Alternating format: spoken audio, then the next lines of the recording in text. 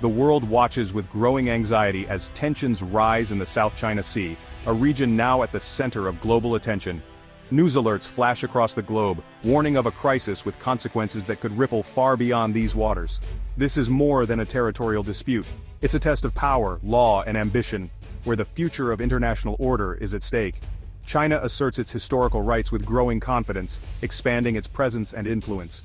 The Philippines stands firm, backed by international law and a landmark tribunal ruling, determined to defend its sovereignty. The United States and Japan send warships, signaling their resolve and commitment to a free and open Indo-Pacific. Every day brings new reports of near misses and tense encounters as rival navies shadow each other in contested waters. The South China Sea is now a stage for great power rivalry, where military might and diplomatic maneuvering collide. The stakes are enormous. Global trade, international law, and the ever-present risk of military conflict hang in the balance. The world is connected by these waters. A storm here sends waves everywhere, threatening economies and security worldwide. As of September 5, 2025, the situation remains volatile, with no clear resolution in sight. Diplomats scramble for solutions, militaries stand ready for any escalation, and the international community calls urgently for calm. But on the sea, ships continue their dangerous dance, each maneuver fraught with risk. Each maneuver is a statement, each warning, a challenge. As the world watches for the next move, the world holds its breath, hoping for restraint, fearing the spark that could ignite a wider conflict. The question is not if a crisis will happen, but when, as time ticks relentlessly forward. The South China Sea is the flashpoint of our time, a place where history, ambition, and uncertainty converge. Understanding this conflict is key to understanding our world and the challenges that lie ahead for us all. Picture a small Philippine supply boat braving the waves, its hull battered by salt spray and relentless winds as it pushes forward into uncertain waters.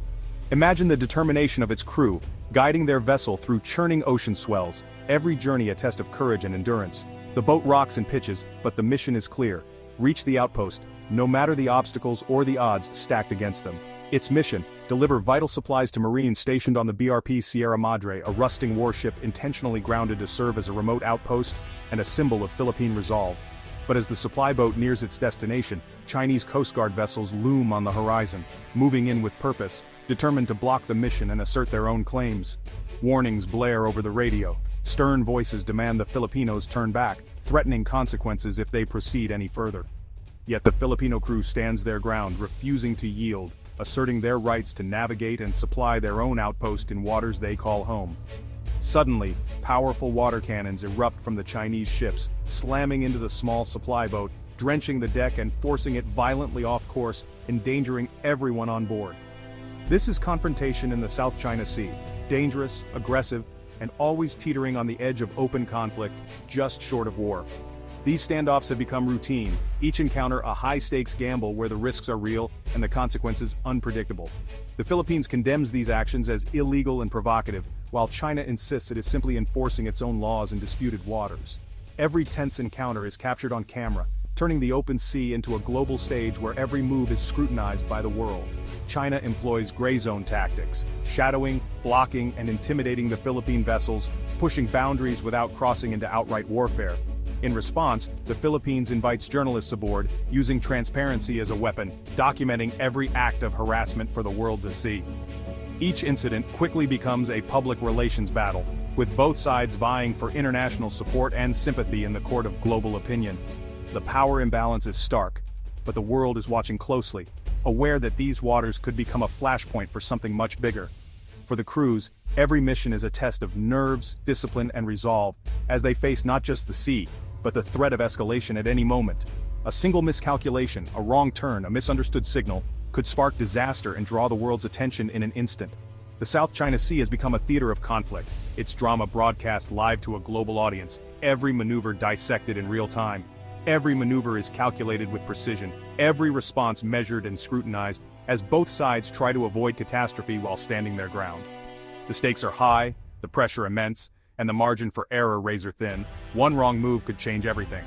This is the new normal in the South China Sea, a tense, high-stakes standoff that shows no sign of ending soon. The conflict's roots are tangled in both history and law, creating a complex web that is difficult to unravel. The South China Sea dispute is not just about territory, it's about identity, sovereignty, and the rules that govern nations. China's sweeping claim, known as the Nine-Dash Line, covers nearly the entire South China Sea, cutting across waters claimed by several other countries. Beijing points to centuries of navigation, fishing, and ancient maps as proof of its historical ownership, arguing that Chinese sailors and fishermen have plied these waters for generations. For China, these waters are more than just strategic. They are woven into the fabric of its national identity and pride.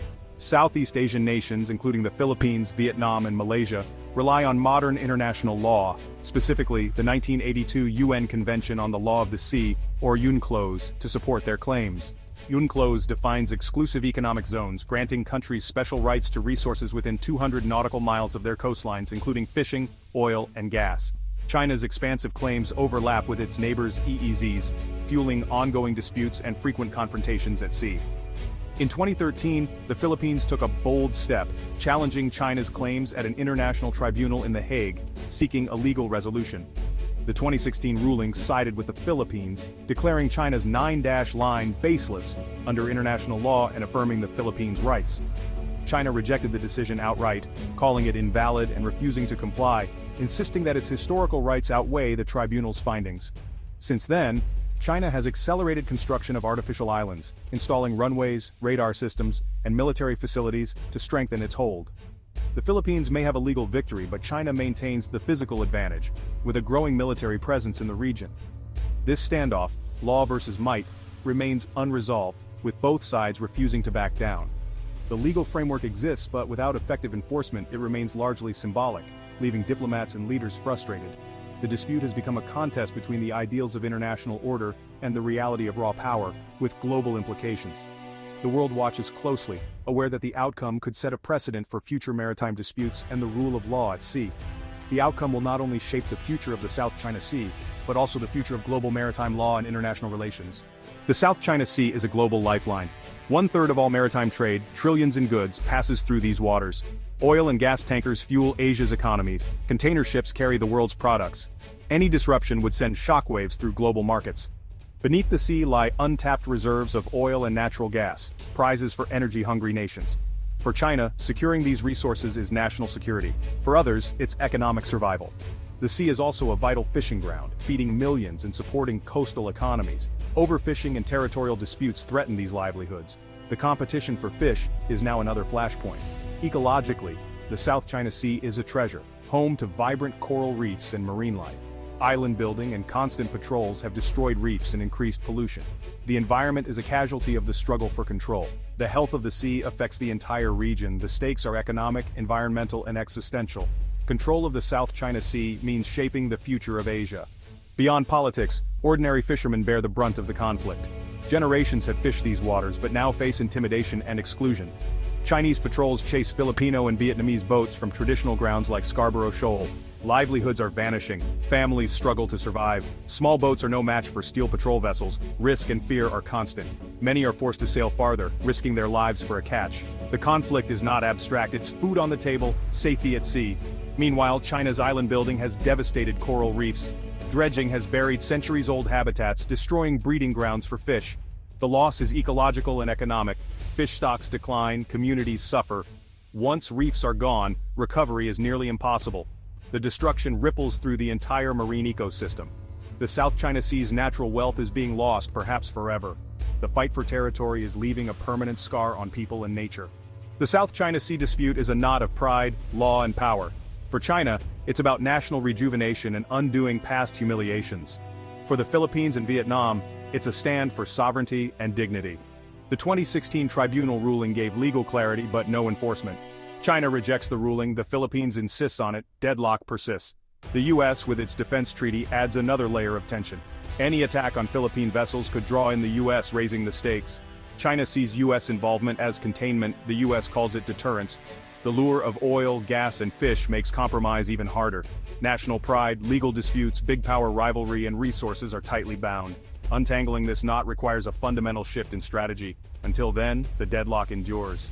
Rising tensions have drawn in powerful allies. The US-Philippines alliance is stronger than ever, with clear defense commitments. Any attack on Philippine vessels could trigger US involvement. Japan, once pacifist, now provides patrol ships and joins joint drills. The US, Japan, and the Philippines conduct trilateral exercises, signaling unity. These alliances are a direct response to China's assertiveness. China sees them as encirclement, warning of a new Cold War. Each side views its actions as defensive, the others as provocative. This cycle of action and reaction fuels a spiral of tension. The risk of miscalculation grows with every encounter. A minor incident could escalate into a major crisis. The world's most powerful militaries are now entangled. The security dilemma is real and dangerous. The South China Sea conflict is also a battle for global opinion. China and the Philippines wage an information war, each shaping the narrative. China emphasizes history and law enforcement. The Philippines highlights transparency and victimhood. The Philippines embeds journalists, broadcasting confrontations worldwide. Viral videos of water cannon attacks win sympathy and support. China's global media pushes its claims, but images of aggression damage its reputation. The narrative shapes international alliances and responses.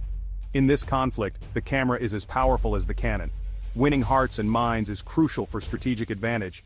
The information war may decide the outcome as much as any ship or missile. On the front lines, stress and uncertainty are constant. Filipino Marines on the BRP Sierra Madre endure isolation and danger. Fishermen risk their lives for dwindling catches, facing economic hardship. Coast Guard crews operate under constant threat of escalation.